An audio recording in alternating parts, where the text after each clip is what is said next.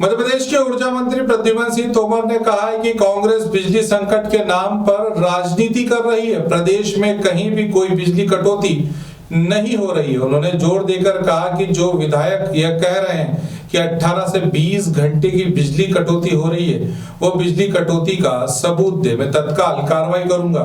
बाद में उन्होंने तमाम समस्या बताते हुए यह भी कहा कि बिजली सप्लाई नियमित रूप से नहीं की जा पा रही है। ग्रामीण भारत टीवी के लिए भोपाल से ब्यूरो रिपोर्ट। ये भी आकस्मिक हुई है, वर्षा अवर्षा कम हो गई, ये किसी को आंकलन था क्या? इसका आंकलन क्या हम और आप कर सकते हैं? भाई पहले से तुलनात्मक जो मांग है उसके हिसाब से हम बढ़ाते हैं, पर अकारण एकदम अचानक 25% की वृद्धि हो जाए किसी चीज में, इस बात को समझना पड़ेगा। अब इस पे ही हम राजनीति करने लग जाएं। अरे दोस्त, राजनीति अगर दिल से करनी है तो लोगों की सेवा करो, जैसे माननीय नरेंद्र मोदी जी कर रहे हैं, माननीय शिवराज सिंह जी कर रहे हैं। जब कोरोना काल के कारण लोगों को घर में राशन नहीं था तो उसके लिए फ्री में राशन दिया गया है, और जिस समय बाढ़ आई तो उस समय शिवराज सिंह जी मुख्यमंत्री की हैसियत से पानियों में कीचड़ में घूम रहे हैं, माननीय सिंधिया जी घूम रहे हैं, माननीय नरेंद्र सिंह जी घूम रहे हैं, और साथी घूम रहे हैं, मंत्री घूम रहे हैं। दूसरी तरफ शिवराज कमलनाथ जी जब मुख्यमंत्री थे तब इसी वल्लभ भवन में मंत्री था, वल्लभ भवन में बैठे रहे, और चंबल में विपक्ष में जब माननीय शिवराज सिंह जी थे और श्रीमंत सिंधिया जी उस समय थे, वो घूम रहे थे, तब तो उनको चिंता नहीं आई।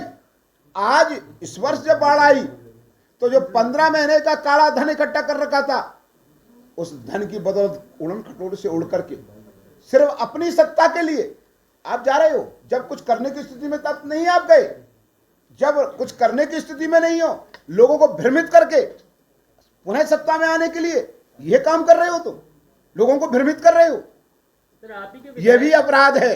आप ही के विधायकों ने आरोप लगाया ना। मेरा यह कहना है कि चाहे सत्ता हो चाहे विपक्ष हो, हमारा जनता के हित की जानकारी कोई भी देगा, मैं उसको, आप मुझसे चर्चा करें।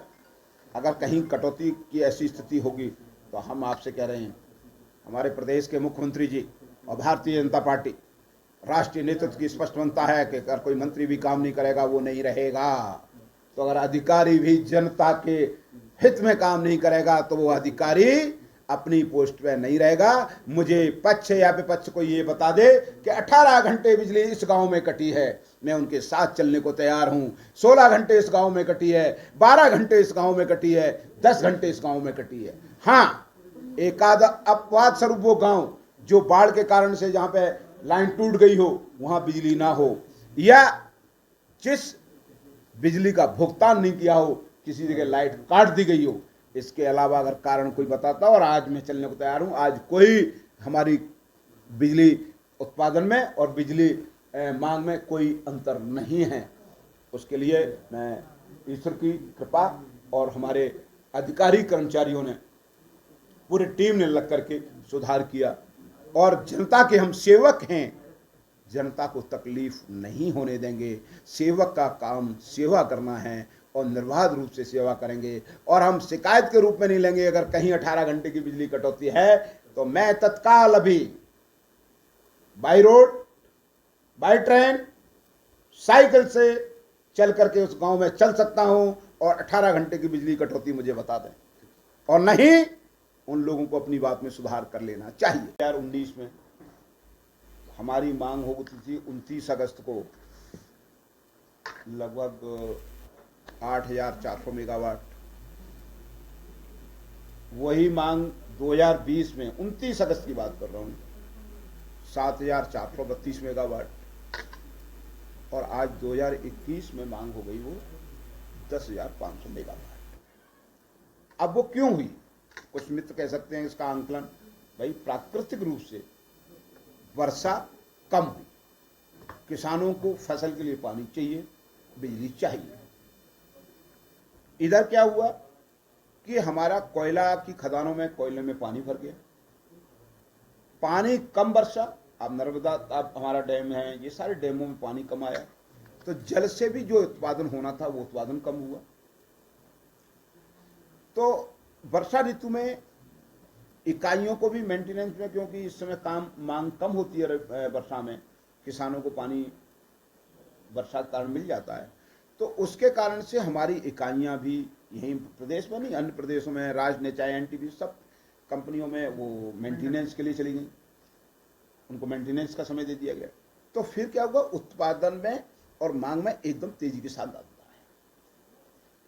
प्रदेश में किसी भी उद्योग को नुकसान ना हो, किसानों को नुकसान ना हो, और हम महंगी बिजली भी ना खरीदें। एक दिन ऐसा आया कि 18 रुपए यूनिट बिजली खरीदते हैं, तो वो भी पैसा किसका था? जनता का होता। खून पैसे की कमाई होती, आवश्यकता थी नहीं। तो कुछ जगहों पे हमने 1 से 2 घंटे का विद्युत प्रवाह रोका। आप बात समझ लीजिए, आज की डेट में नहीं, आज 30 तारीख को 31 को बात कर रहे हो, आज हमारा कोई स्थिति नहीं है। क्यों? उसके कारण एक तो ईश्वर वर्षा हो गई, दूसरा कुछ उत्पादन, कुछ मेंटेनेंस में जो इकाइयाँ थी उनसे कहा कि कुछ हमारा जल्दी से उत्पादन करो। 10 सितंबर तक कम से कम 1000 मेगावाट का और हम उत्पादन हमारा मिलना शुरू हो जाएगा। तो बिजली का कोई संकट नहीं। आपसे मैं ये कहना चाहता हूं कि थोड़ा सा आप अभी तत्काल की घटना को जाना चाहता हूं, उदाहरण देना चाहता हूं कि कोरोना महाकाल में रेमडेसिविर इंजेक्शन की मांग बढ़ी। उत्पादन था 10,000, 2 लाख की मांग हो गई, अंतर आया, किल्लत आई कि नहीं आई? तो उत्पादन जैसे जैसे बढ़ा, शासन के पास पैसा भी था, पैसा एडवांस में दे रहे थे, पर उत्पादन नहीं था तो नहीं मिले ना इंजेक्शन।